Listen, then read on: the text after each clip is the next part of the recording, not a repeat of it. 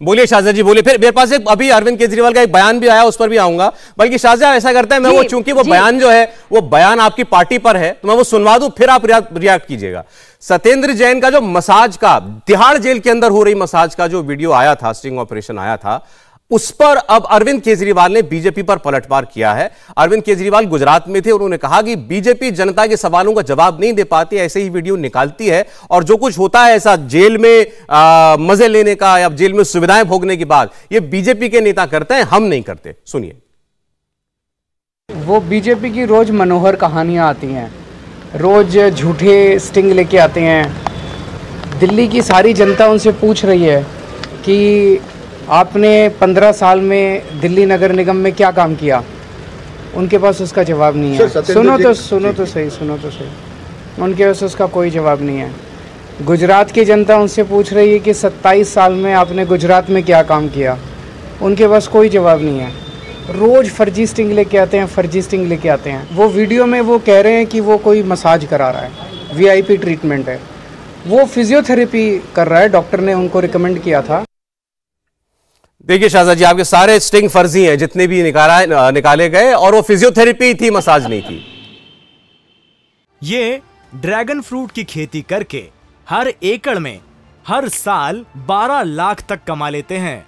आपको भी करना है तो फ्रीडम ऐप को अभी डाउनलोड कीजिए। अव्वल तो सौरभ, ये बीजेपी ने नहीं निकाला था, ये CCTV फुटेज है। दूसरा भी उनका झूठ मैं बता दूं, ये भी बिंदु जी खुद जो बाकायदा काम करती थी पार्टी के लिए, कह रही है रोहिणी में वो काम करती थी और इच्छुक थी टिकट के लिए, सर्वे में सबसे पहले उनका नाम आया था, तो वो भी, उससे भी भाजपा से कुछ लेना देना नहीं है। इन दोनों स्टिंग्स की जहाँ तक बात है, तो ये स्टिंग्स का एक तो उन्होंने खुद किसी उन्हीं के टिकट कैंडिडेट उम्मीदवार ने की जो फिराक में थी उन्होंने बनाया। दूसरा वाला CCTV फुटेज है जो बाकायदा कोर्ट में दिखाया गया। अब आप बताइए, जो इंसान इतना झूठा हो कि मतलब कि सारे फिजियोथेरेपिस्ट कह रहे हैं कि किसी तरह से ये जो है फिजियोथेरेपी नहीं है, वही है ना, सर जो तेरा चकराए या दिल डूबा जाए, आजा प्यारे पास हमारे, काहे घबराए। तो ये घबरा कर और जितने भी बचाव मुद्रा में आ रहे हैं और अपने को फंसा रहे हैं, एक एक करके इनकी बात देखिए। और दूसरा बताइए, सत्येंद्र जैन बर्खास्त नहीं हुए हैं, यानी कि जेल का जो प्रशासन का इंचार्ज है अभी भी वो बने हुए हैं, और ऐसे में वो अपने पद को मिसयूज़ कर रहे हैं, बाकायदा जो है नवाबों की तरह रह रहे हैं। तो ये नवाब और ये शराब और शबाब पार्टी बन के रह गई है ये।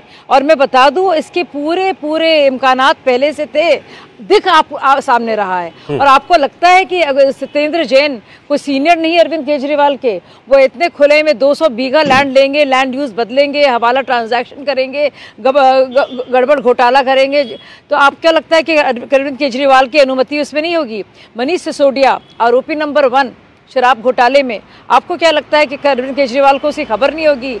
कैलाश गहलोत के खिलाफ कितने बेमानी जमीनों के मामले हैं, आपको क्या लगता है कि अरविंद केजरीवाल को उसकी खबर नहीं है?